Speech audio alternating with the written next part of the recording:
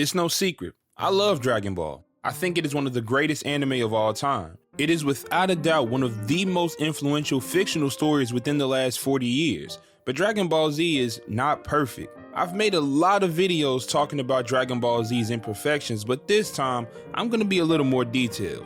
I think most fans would argue that Dragon Ball Z has 4 major sagas: the Saiyan Saga, the Frieza Saga, the Cell Saga, and the Buu Saga. Now, if you want to change up some of the names to something like Dynamic Saga or Android Saga, then go right ahead, but I think you get what I'm saying here. In this video, I'm going to determine what the biggest problems with those 4 sagas are and how the series would have been different without them. So let's start at the beginning with the Saiyan Saga. I think this is easily one of the best 3 sagas in all of Dragon Ball, but like I said before, Dragon Ball isn't perfect. Now, what problem could I be referencing? Is it revealing that Goku was an alien? Of course not. Or is it killing off the main character in the first few chapters? Nuh-uh. The biggest problem in the Saiyan Saga is the introduction of power levels. In the first moments of Dragon Ball Z, Raditz uses a scouter to read the strength of a farmer. Now, that insignificant moment was the beginning of a much more important challenge. For a good portion of early Dragon Ball Z, fights were reduced to a numbers game. The special techniques or odd fighting styles that were so prominent during Dragon Ball had gone away because 99% of the time, the winner of a fight was going to be the person with the highest power level. Although they were exciting at first, power levels presented a host of problems that undermined the series' narrative and thematic depth. In OG Dragon Ball, many of the battles displayed that strategy, skill, and determination could triumph against raw strength. Goku's battles against foes like Piccolo and Demon King Piccolo were thrilling because the outcomes were uncertain, hinging on more than just power. And if it was solely about power, there weren't numerical values that made it so evident that one fighter would lose. Because very quickly in a Dragon Ball Z, the higher numbers almost always equal victory. Think about Vegeta when he was first introduced. He didn't do much and stayed in the background for a while, but his role was obvious, and that set him up as an insurmountable antagonist. Goku was forced to use techniques that harmed his body in order to remain competitive. But because of how heavily power levels were relied upon in the Saiyan Saga, they had to keep increasing as the series went forward if there was to be any kind of tension. So by the time we see Final Form Frieza, power levels had inflated to such extremes that they lost meaning. This same inflation made it difficult for the story to introduce a new threat without resorting to an extreme increase in power over the last enemy, and that made the protagonist do the same. Think of a character like Berter, who was introduced as the fastest in the universe, which is a cool title, but did it even mean anything? Goku made Berter look silly, and if I were a betting man, Frieza was faster than Berter too, so having a specific skill didn't matter because of power levels. But I think what suffered the most from power levels is the idea of surpassing one's limits. Now, this isn't a dream that every character in the story shared, but a good share of the most important characters constantly focused on growing as a fighter at all times. Goku's entire arc is built on the idea of endless improvement and breaking through barriers through sheer determination and hard work. The introduction of power levels introduces a cap or an artificial ceiling that characters are constantly trying to break through, but that ceiling keeps moving higher. Power levels gave us something to talk about. It gave us this iconic moment. What did you say his power level is? It's over 9,000! But I think it is responsible for the power creep problem that Dragon Ball has. Maybe Dragon Ball Z would have had bad power creep regardless, but power levels definitely made it worse. Now, the Frieza Saga is the best in all of Dragon Ball, and I'm ready to argue with anybody who disagrees, but there is one problem that was introduced in it and played a significant role in how that arc flowed. And that problem is telling the audience blatantly what a Zenkai boost is. Now, this problem kind of builds off of the last one as they both contribute to Dragon Ball's power creep. Zenkai boost is like a Saiyan's inherent cheat code. They have an ability to get stronger after every tough fight, and the Saiyans are a race that loves fights where they push themselves to the limit. So that is the first part of the problem.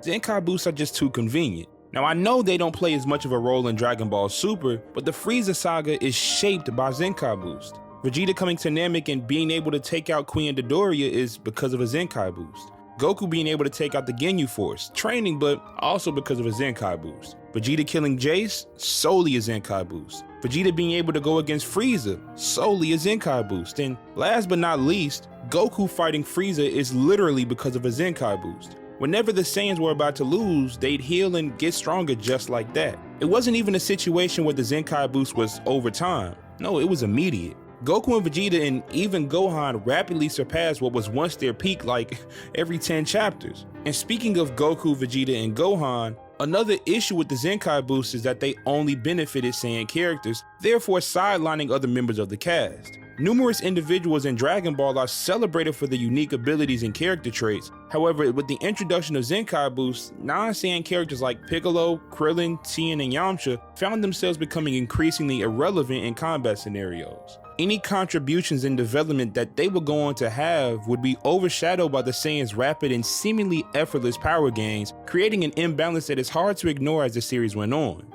Within the Frieza saga, the use of Zenkai boost was excessive, but there was so much going on within that story at the same time that ridiculous power increases was not something to really complain about. But the concept that made those increases possible created a lot of problems in the series going forward.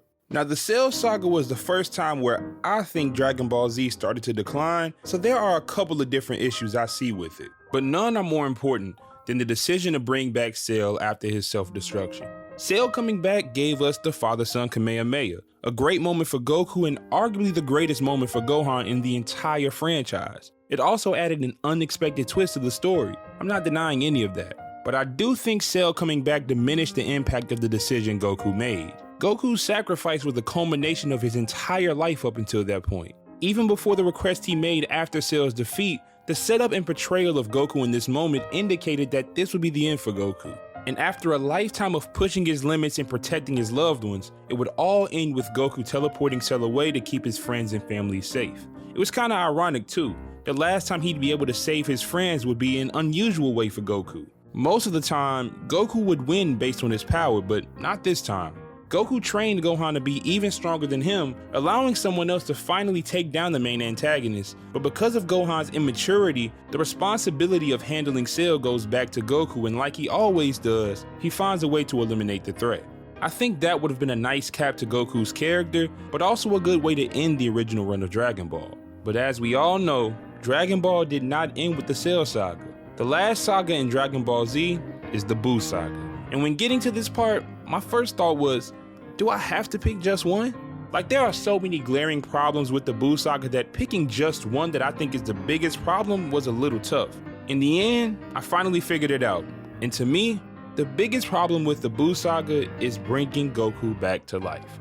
Now, I think Dragon Ball Z should have ended after Cell for a couple of reasons. The first is because I don't think Gohan's character makes for a good main protagonist in a story like Dragon Ball. I think the love Goku has for fighting makes Dragon Ball Z what it is, and Gohan just doesn't fit in that role.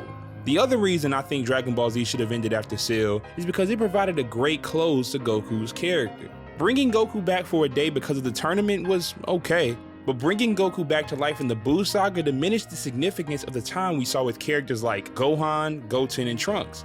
After Vegeta's death, the series shifted to focusing on the younger generation of Saiyans. We saw Goten and Trunks master the fusion dance and also witnessed Gohan become the strongest character in Dragon Ball. And instead of Gotenks or Gohan defeating Buu, Goku was brought back to life so he could try another type of fusion while kinda losing just so he could go on to defeat Buu alone with the Spirit Bomb. It just seems like there was a lot of going in circles to get to a result that we were all too familiar with. So let's recap. The biggest problem in the Saiyan saga is the introduction of power levels. For the Frieza saga, it was the concept of Zenkai boost. In the Cell saga, it was the return of Cell. And for the Buu saga, it was the revival of Goku. I love Dragon Ball Z. Dragon Ball Super is a different story. In my last video, I broke down my biggest issues in each Dragon Ball Z saga, so I thought it's only right for me to follow up with the video about my biggest problems in each saga for Dragon Ball Super. Explaining Dragon Ball Z was easy. 4 major sagas, 4 major problems. But for Dragon Ball Super, not only are there more than 4 major sagas, but there are also 2 different versions of the story up until a certain point, and I'm not going to skip over any of it. So it's only right that I start from the beginning with the Battle of Gods saga. Now, if you've been watching me for a while, then you know that Battle of Gods is my favorite Dragon Ball movie of all time. I think it's an interesting story that did an excellent job of ushering in the modern era of Dragon Ball. The story of Battle of Gods was told 3 times, in the movie, in the anime, and in the manga. The manga's adaptation is only 4 chapters and serves as more of a recap than actually adding anything on to the Battle of Gods story or any of its characters. We get to see some really cool panels, but that's about it. Now, the anime is a different story. By no means do I think the anime adaptation was bad. My only gripe is that for the Battle of Gods movie, there's a section where the cast is just enjoying the party with beers. There's a good amount of jokes and funny moments, and in the movie that may have been 10 minutes of screen time. That same section was too long in the anime, but outside of the pacing, I don't have any problems. The story is essentially the same as the movie, so I don't have any problems there either. The anime adaptation of Battle of Gods is often grouped in with the Resurrection of F saga in terms of being movie retellings. However, the Resurrection of F anime adaptation is significantly worse. I'm already not a fan of the movie, so in order for me to enjoy an anime adaptation, there would have to be some sort of added value to the overall story. Unfortunately, that is not the case. With the Battle of Gods anime adaptation, we get a more clear gauge of Goku and Beerus' power, and the story expanded on Beerus' character. You can make an argument that due to the horrible pacing and animation, the anime's version of Resurrection of F diminishes the overall opinions on the movie as a whole. It is just bad, no two ways around it. The saga was a shameless cash grab, and that is the biggest problem I have with it. Just because the villain is Frieza, the most iconic villain in the franchise, Toei thought it made good business sense to terribly reanimate the movie. And I don't know the actual numbers, but it probably did make the company a lot of money. Fortunately for manga-only fans, Toyotaro could see that retelling this story did not need to happen and decided to skip over it entirely. So the next major saga in Dragon Ball Super was the tournament against Universe 6. And here is where fans really start to see two different continuities in Dragon Ball Super. The overall framework for both tournaments was the same, but how the characters fought was slightly different.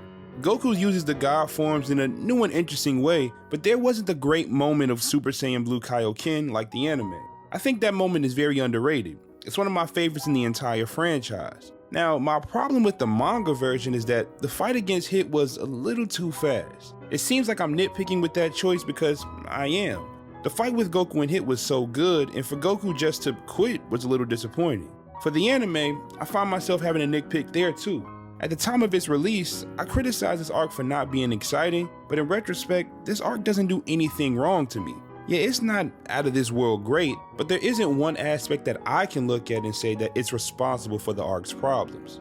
The Goku Black Saga, the Zero Mortals plan, I don't really care what you call this arc. What I do know is that now I have to do two breakdowns because the manga and anime versions are vastly different. For the anime, the most glaring issue was Trunks. He's a fan favorite, and even I was excited to see him come back into the story, and I think his introduction and just the overall exposition of this saga was executed well. Episode 47 is one of the best in Dragon Ball Super. The tone of the series shifted so drastically and for the better in my opinion. But Trunks' power at a certain point was too convoluted to ignore. When he first came back to the past, Super Saiyan 2 Trunks had a clear place in the pecking order. From how he ran away from him, he was clearly weaker than Goku Black, and obviously weaker than Goku and Vegeta. But after he does this, it's hard to tell exactly where he stands. I think it's still reasonable to assume that he was weaker than Goku, Vegeta, and Goku Black, but by how much? Was he like Super Saiyan 3 level, Super Saiyan God level, somewhere in between? It was just hard to determine.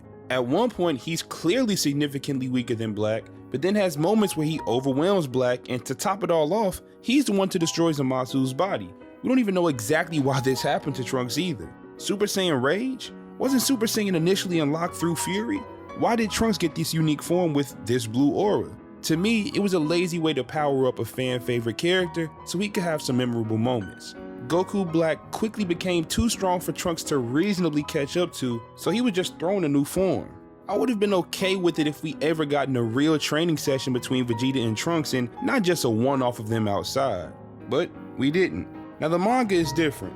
I prefer the manga version up to a certain point. There's no Super Saiyan Rage, Vegeta uses the God forms in the most interesting way I've ever seen, and then a certain sequence of events occur. Zamasu fuses. That happens in both versions. Goku and Vegeta fuse. That happens in both versions. They unfuse. That happens in both versions. But after that is where the stories begin to diverge. Goku goes on to fight Merge Zamasu by himself using perfected Super Saiyan Blue, and my problem here is similar to my problem with the anime version of this story. It's hard for me to believe Goku can fight Merge Zamasu alone. Forget the fact that they could duplicate, I know that Super Saiyan Blue Goku struggled with just Goku Black alone. So you're telling me that perfected Super Saiyan Blue is that big of a jump? Forget Goku using Hakai out of nowhere, that doesn't even bother me. It is just hard for me to go along with Goku having that kind of jump in power out of nowhere. Now I understand that it is extremely difficult to write a story where 80 characters are all active at the same time. Dragon Ball has never been known for its outstanding writing or attention to detail, but the power creep in this tournament was insane. The manga handled it well, but the anime? Oh my goodness. Kale and Khalifa's progression was nuts. Goku and actually every Saiyan in the tournament was progressing too fast. 48 minutes. That's all we were given for this tournament of power. We Saiyan warriors have shattered our limits, time after time. And I love the speech that Vegeta gave about the Saiyans in the tournament. It's truly inspiring, but the power creep was insane. And now that I'm at the last arc of the anime, that seems to be a consistent theme. Dragon Ball Super's anime has an issue with power scaling. And speaking of Super's anime, that's the end of it. Now we're getting into the manga exclusive stories, and the first is the Moro arc. The Moro arc in Dragon Ball Super is a pretty wild ride, blending some elements from old school Dragon Ball Z with the higher stakes action we've come to see from Dragon Ball Super. The story kicks off with the introduction of Moro, an ancient goat-like sorcerer who's as menacing as he is cunning. And when I was reading it month to month, you couldn't tell me it wasn't one of the best Dragon Ball sagas of all time. Moro was and is still one of the most interesting Dragon Ball villains in a very long time. What makes him and this arc stand out is how it plays with the idea of magic versus raw power, something we haven't seen much in Dragon Ball since the early days. Moro's ability to drain life energy and absorb power puts the cast in a tough spot, forcing them to think beyond who can just punch the hardest. We saw Goku train to master Ultra Instinct. Vegeta went out of his way to learn an uncharacteristic ability. Even Piccolo and Gohan displayed some teamwork moves that were new. It was just a refreshing twist that added a new layer of strategy to the battles. Different characters had their own unique paths, plus we got more information on the Angels, the Grand Supreme Kai, and Majin Buu. However, the arc isn't without its flaws. The story takes many elements from different points in Dragon Ball history, but I'd say the most glaring ones come from the Cell Saga.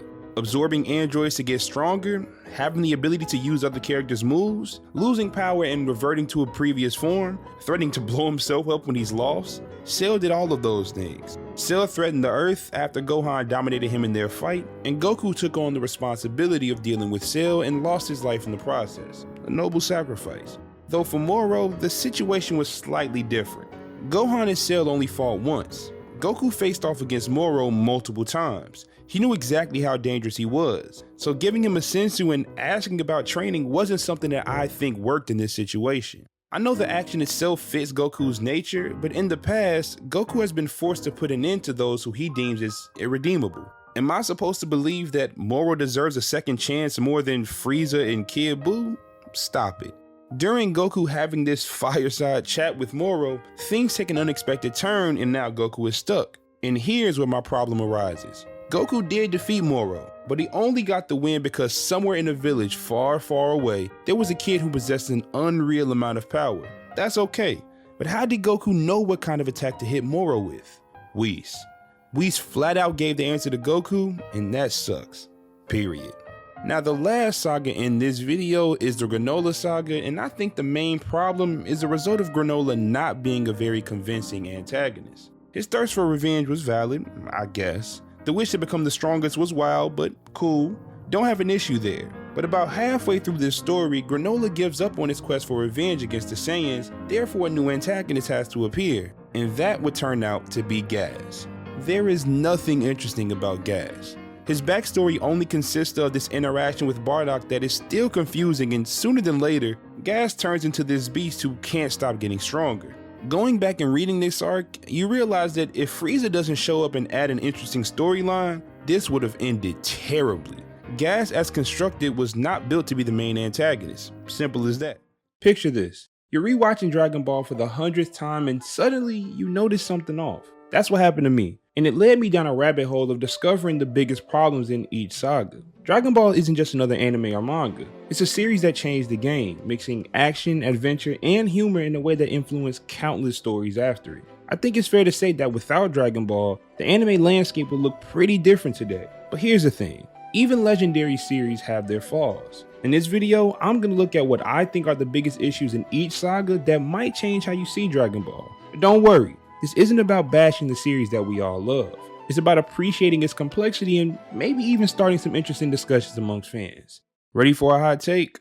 From Emperor Pilaf to the 21st World Tournament, something just feels off. And I think it's part of the reason why so many fans have watched or read Dragon Ball Z, but not the original Dragon Ball. Let's talk about the Emperor Pilaf saga. It's the beginning of the beloved Dragon Ball journey, but it's not exactly what you'd expect from a series that became famous for its epic battles. Instead of intense martial arts action, we get a heavy dose of humor and adventure. Now don't get me wrong, that's not a bad thing. But for fans who came in expecting non-stop fighting from the get-go, it might be a little bit of a letdown. So here's my problem with the first saga.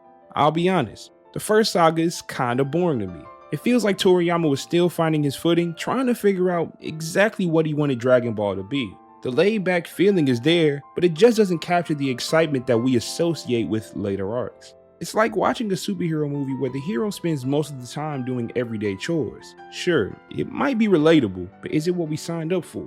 This initial tone sets up a weird expectation for new viewers. Imagine recommending Dragon Ball to a friend, hyping up all the amazing fights, and then they start watching only to find comedy and mild adventures. It's like promising someone a roller coaster ride and taking them on a merry-go-round instead. Not exactly the adrenaline rush they were hoping for, but here's where things start to shift. Enter the 21st World Tournament saga.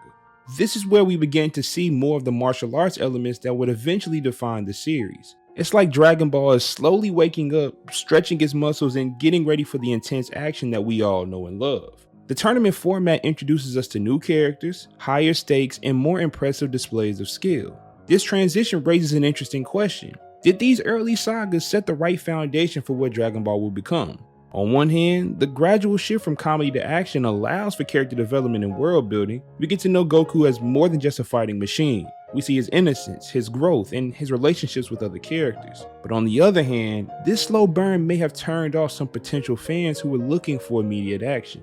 From strictly a tournament standpoint, I don't believe the 21st World Tournament has too many issues outside of having characters that just aren't very memorable. In comparison to other tournaments in later Dragon Ball and even Dragon Ball Z, the characters in this first tournament just aren't very memorable. So I just mentioned how there was a shift from the laid back tone to the more fighting and aggressive tone that was present in the World Tournament saga, but as jarring as that shift was, the Red Ribbon Army saga cranks things up even further. But here's a question for you. Despite introducing a massive threat, did this saga make a crucial mistake? The answer lies in what's missing, not what's there.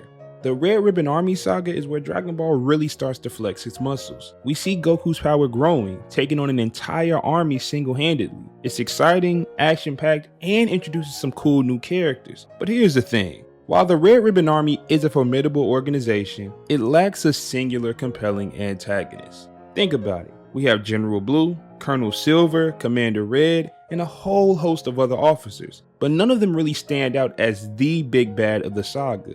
I mean, I know some people might say Commander Red, he was in charge, but he's not one of those antagonists to look back and said, oh yeah, that was a good villain. Again, I compare it to a superhero movie where the hero fights a bunch of henchmen but never faces off against the main villain. Imagine the Frieza saga where Goku fights against Queen, Dodoria, Zarbon, and Jace, Berta, and Ginyu, and that's it. He never goes up against Frieza. That significantly changes that story for the worse. The lack of a central antagonist creates a strange pacing issue. The saga bounces from one mini-boss to another, never really building up to a satisfying climax. And speaking of bouncing from one boss to another, the saga also spans multiple locations and introduces a variety of minor characters and enemies. While this was good for Dragon Ball's world building, the story also lost focus at times. We go from snowy landscapes to desert fortresses to underwater bases. It's a whirlwind tour of the Dragon Ball universe, but sometimes it feels like we're just ticking off locations on a checklist rather than following a cohesive narrative. The sheer number of side quests and villains makes it feel like the story drifts off into unrelated tangents before returning to the main conflict. Remember Goku's detour to Penguin Village? It's a fun crossover with Dr. Slump, but it doesn't really advance the main plot. These diversions, while they can be entertaining, can make the saga feel bloated and unfocused. So I guess I have two big problems with the Red Ribbon Army saga. The first being that there is not a good main antagonist, and two, it's all over the place. There's too many detours, too many different locations, and we kind of get off track at times. But here is where we take a significant leap in the quality of the story. Remember when Dragon Ball was all about martial arts tournaments and mystical adventures? The King Piccolo saga flipped that script entirely, but here's the kicker. This game-changing arc may have set the series on a path that would eventually become its own worst enemy. The 22nd World Tournament was great. I don't have any issues with it, but I don't want people to think I'm skipping over it. It's just that I think the 22nd World Tournament and the stuff with Demon King Piccolo are all one saga. Now, the 22nd World Tournament kicked things off with a bang, seamlessly transitioning into the King Piccolo saga. This arc was nothing short of revolutionary for the series. It introduced us to a villain so powerful, so menacing, that it shifted the entire focus of Dragon Ball. Gone were the days of lighthearted humor and whimsical adventures. King Piccolo wasn't just another bad guy. This Demon King set a precedent for future sagas by establishing a model of a strong antagonist that would dominate the plot. It's a trend we continue to see later with villains like Frieza and Cell, but was this a good thing for Dragon Ball in the long run? On one hand, the introduction of such a formidable foe raised the stakes dramatically. Was it too dramatic? That's up for you to decide. The battles became more intense, the character development more profound. Fans were on the edge of their seats wondering how Goku could possibly overcome such a threat. It was exciting, it was thrilling, and it kept us coming back for more. But here's where things get complicated. I think the success of the King Piccolo saga created a bit of a dilemma for the series. Each new villain had to be stronger than the last to keep that sense of threat and excitement. This led to what we call power creep, and that is the main problem with this saga. Now, I know it may not affect this saga specifically, but this is the first time where I think power creep really made itself known in Dragon Ball, and of course it affected the rest of the franchise. Think about it. After King Piccolo, how could any Earth-based threat feel significant? The Piccolo saga essentially pushed Dragon Ball into a corner. The bar was set so high that subsequent arcs struggled to match the intensity, because I will give the King Piccolo saga this. Even though the characters are so weak in comparison to what we know now, that saga was intense. The stakes felt high when I first watched it, and they still feel high now. But that drastic escalation, I think it might have changed things for the worse. Alright, now let's talk about the Piccolo Jr. saga, or just a 23rd World Tournament. This story had some of the most memorable fights in the series, the first and, to my knowledge, only marriage proposal in Dragon Ball, but I think the problem with it is that it wasn't really additive. I do think Goku and Piccolo having their fight was a big deal, but I think that every saga before this significantly added to the story of Dragon Ball. It changed things up in some kind of way. Piccolo coming back and fighting Goku didn't change anything. Introducing the character of Piccolo Jr. does change things, because he would go on to be one of the 5 to 10 most important characters in the franchise, but this saga doesn't introduce any new aspects. Like I said previously for the Demon King Piccolo saga, the power creep does kind of start to get ridiculous here, because we see just how far ahead Goku and Piccolo are in comparison to everyone else. But I want to go back to my main point that this saga just didn't add anything new. The repetitive tournament structure, the power scaling problems, and the over-reliance on Goku are all elements that were introduced before this saga. It's like the Piccolo Jr. saga was both a love letter to everything that made Dragon Ball great up to that point, but also a blueprint for its future challenges. On one hand, it gave us everything we loved about the series: great fights, character moments, and a satisfying conclusion. On the other hand, it set up patterns that would eventually lead to some fans feeling like the series was getting stale. So what do you think? What are your biggest problems in each saga of the original Dragon Ball series? And I know you do, so let me know where you disagree with mine. Regardless of what we all say, Dragon Ball remains one of the most beloved and influential anime series ever. It's like the flaws are part of its charm at this point. Dragon Ball GT. For me, it's easily the most disappointing Dragon Ball series to date. While it did produce some of the franchise's most exciting and memorable moments, you can't ignore some of the most glaring issues in the franchise either. So, we've already gone over the issues in every Dragon Ball Z saga and Dragon Ball Super saga, and today we're going to be highlighting the biggest problem in each saga in Dragon Ball GT. Dragon Ball GT has 4 major sagas: the Black Star Dragon Ball saga, the Baby Saga, Super 17 Saga, and the Shadow Dragon Saga. And for the sake of going in order, I'm gonna start with the Black Star Dragon Ball Saga. Now, I could go so many different places with this one. I could choose to talk about how slow this arc was or how boring it was at times, but no. The biggest problem with the Black Star Dragon Ball Saga is one that kind of persists throughout the entire show, but is most present here, and that is the inconsistent tone. It disrupts any narrative cohesion that could have been built and emotional engagement, which I always say is the #1 way for me to be invested in a story. Dragon Ball GT attempted to recapture the adventurous spirit of the original Dragon Ball series by reverting Goku to his kid body and incorporating lighthearted and comedic elements. However, this was often jarringly contrasted with moments of high-stakes drama and intense action. The shifts between these tones felt abrupt and disjointed, and that aided in my struggle to fully invest in the story.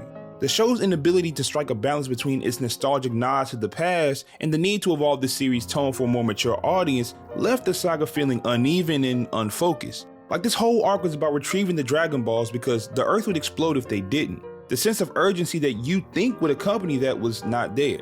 Ultimately, the inconsistent tone contributed to a sense of aimlessness in the Black Star Dragon Ball saga. Without a clear direction and tone, the saga lacked a strong narrative identity, making it challenging for the audience to discern the intended emotional journey, if there even was one. While the saga had potential in its premise, the failure to maintain a consistent tone rendered the saga less compelling and memorable, ultimately weakening the foundation of the series as a whole. This inconsistency in tone not only affected the Black Star Dragon Ball saga, but because it was the start of the series, it also set a precedent for the challenges GT faced in establishing itself as a worthy successor to the beloved Dragon Ball Z, which honestly it never could be.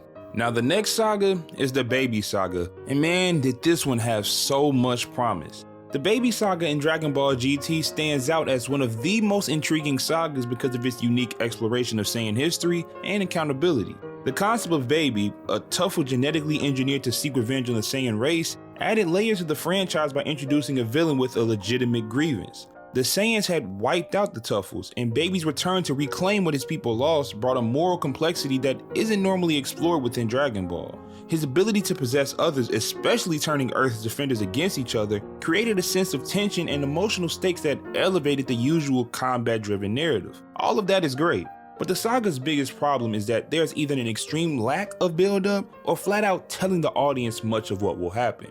Put it in shorter terms, this saga has a problem with foreshadowing. Now, I'm not saying that every single event needs to be seen from a mile away. I'll give some examples of what I mean.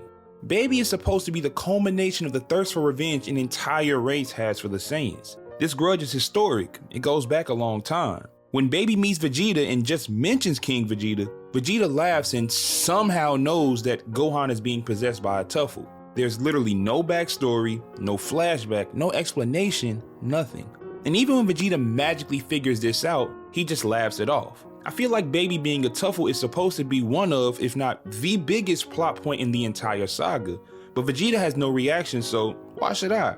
Go back to when Piccolo found out Cell's origin. Cell took his time to explain how he came to exist, and Piccolo's face showed just how surprising that information was. Look how shocked he is. This problem also exists with Super Saiyan 4. In Goku's first real fight with Baby, he's severely outclassed. He almost dies actually, but Supreme Kai saves him and takes him to the world of the Kais where he and Elder Kai try to pull out Goku's tail. Now there had been zero foreshadowing for this, and there was no clear explanation as to how it would make him stronger, but this arc was heavily focused on the Saiyans and their history, so I guess it does fall in line with that. But my issue is that Elder Kai blatantly states that he knew what a Super Saiyan 4 was. Maybe Elder Kai did know what a Super Saiyan 4 was. He's been around for a long time, but that information takes away from what should have been a greater moment. We watched Goku turn into an ape, then have golden fur, but the entire time we knew Goku would end up being a Super Saiyan 4 because Elder Kai said so. Compare it to a moment like the reveal of Ultra Instinct, where the concept of the form was teased long before its introduction, but the name, look, and method of tapping into it were all unknown, so that made the reveal that much better. You could even compare it to the OG Super Saiyan. No one knew what it looked like or exactly how to achieve it, but Vegeta kept name dropping it and Frieza had a reaction to it. So when Goku began to act in a way he never had, we knew something was coming. In the scope of GT, the Baby Saga does so many things well. Baby is easily the best villain, the saga has the best twist, Super Saiyan 4 is one of the best forms in the franchise, and the concept for the entire saga was interesting. However, I believe there were moments that could have been greatly enhanced if there was better foreshadowing. And then there's the Super 17 saga. This is like filler within filler. To me, this is easily not just the worst saga in Dragon Ball GT, but all of Dragon Ball history. There are so many problems in this saga. The animation quality varies from episode to episode, but a lot of the time it is subpar. There were also certain aspects of the saga that just didn't make sense. For example, how come Baby didn't come back? And don't tell me it's because he's a machine, because 19 came back and he's purely an android, which should mean he has no soul. But those issues all pale in comparison to the fact that the Super 17 saga is rushed.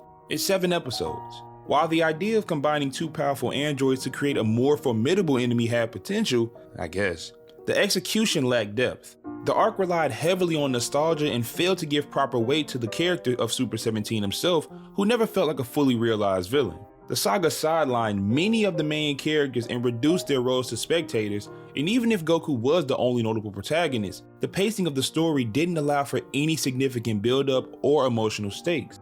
As a result, what could have been an interesting exploration of android power ended up feeling like a filler arc with missed opportunities for greater character growth and conflict. Now, the Shadow Dragon saga to me is the most solid saga from start to finish in GT. I do prefer the Baby saga because it peaks higher, but I do believe that the Shadow Dragon saga was the most consistent. Yet the biggest issue with this saga is the story execution. The idea of the Dragon Balls, which had always been symbols of hope, turning into corrupt entities due to overuse was a brilliant idea. It raised questions about the consequences of relying too heavily on miraculous fixes. The saga did struggle with pacing, but that's more a GT problem than anything. Some of the Shadow Dragons were throwaways in comparison to others, but all of those problems lead to the biggest problem, which is story execution. And that could honestly be seen as a problem for the entire series. Dragon Ball GT's creators couldn't come up with an interesting and engaging story from the start. There were many interesting ideas that never materialized into something greater. For Dragon Ball, the creative backbone was Akira Toriyama's manga, which generated enough excitement to sustain a long-running anime.